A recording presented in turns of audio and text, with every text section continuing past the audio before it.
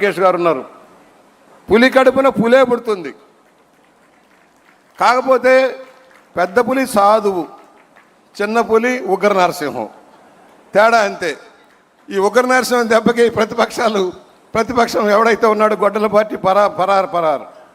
ఆయనది రెడ్ బుక్కే కాదు పరిపాలన వికేంద్రీకరణ ద్వారా రాష్ట్రాన్ని సమగ్రంగా నిలబెట్టడం కోసం, తెలుగు జాతి ఐక్యత కోసం, ప్రపంచంలో మన ఖ్యాతిని నిలబెట్టడం కోసం చంద్రబాబు గారు చేస్తున్న కృషిలో ప్రధాన పాత్ర వహిస్తున్న లోకేష్ గారికి కూడా మేము ధన్యవాదాలు తెలియజేస్తూ, యువతరం వచ్చింది, మా తరాలు కూడా అయిపోతాయి.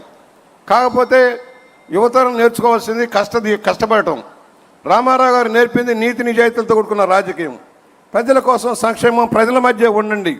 ఒకప్పుడు ఒకే చిన్న లాస్ట్ పాయింట్ సార్, బాగారెడ్డి గారు నన్ను పిలిచి, ఏంటి బుచ్చిగా మేము ఎప్పుడు ఓట్లకు కూడా వెళ్ళలేదు, ఇవాళ మీ రామారావు గారు ఏంటి ఇంటింటికి వెళ్ళాలి, గడపకి వెళ్ళాలి అంటున్నారు, ఇదేమి రాజకీయం అయ్యా, మేము చచ్చిపోతాం మళ్ళీ తిరగలేం కదా అన్నారు.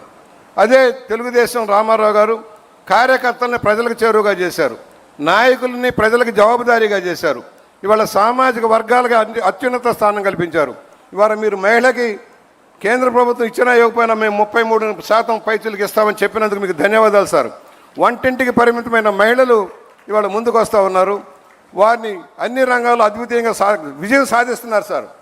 పురుషులు స్త్రీలు కలిసి ప్రయాణం చేస్తే ఏది సాధ్యమో మీరు నిరూపిస్తూ ఉన్నారు. దానికి చివరిగా ఒకటే, మేము నిన్ననే అడిగా, అయ్యా మేము కాఫీ టిఫిన్లు చేయడమే నేర్చుకున్నాం, రేపు రాబోయేలో వంట కూడా నేర్చుకోవాల్సిన అవసరం ఉంది. ఇదివరకు అమ్మాయిలే వంట చేశారు, ఇప్పుడు మేము కూడా వంట చేస్తామని చెప్పాము. ఆ విధంగా మాకు కూడా తరఫీదేమని కోరుకుంటూ మరొకసారి ఇంత విజయవంతమైన మహానాడుని, ఎన్ని మహానాడులు సార్, మీ కష్టం మీ వృధా పోలేదు. ఇవాళ కార్యకర్తలకు మనోధైర్యం, నాయకులకు మనోధైర్యం, చంద్రబాబు గారు ఉన్నారు, దానికి వారసత్వంగా లోకేష్ గారు వస్తూ ఉన్నారు. ఎంతైనా మళ్ళా రాష్ట్రాన్ని ముందుకు తీసుకువెళ్తారనే ఒక ఆలోచన విధానాన్ని కల్పించిన మీ అందరికీ ధన్యవాదాలు తెలియజేస్తూ, రామారావు గారికి భారతరత్నమని ప్రకటించినందుకు రేపు కేంద్రం మీద ఒత్తిడి తెచ్చి ఇప్పించండి. ఆయనకు అన్యాయం జరిగింది. పద్మభూషణ్ ఇవ్వలా, పద్మవిభూషణ్ ఇవ్వలా, దాదా పల్కే అవార్డు ఇవ్వలా, చిన్న వాళ్ళకి ఇచ్చారే కానీ ఎవరికి ఆయన తెలుగుదేశం స్థాపించి కాంగ్రెస్ను మట్టి గడిపారన్న భావనతో ఆయనకి ఏ పదవులు సరిగా ఇవ్వలేదు. ఒక పద్మతీర్థుడు సరిపెట్టారు. మనకు దయచేసి పట్టుదల వహించి ఈ సంవత్సరం భారతరత్న ఇచ్చేలాగా